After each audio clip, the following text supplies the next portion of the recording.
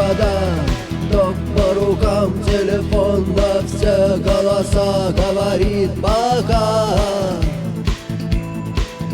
Пора. И пальто на гвозде, шарф в рукаве и перчатки в карманах шепчут подожди до утра. До утра. Но странный стук зовет дорогу. Может сердце, может стук в дверь. И когда я обернусь на пороге, я скажу одно лишь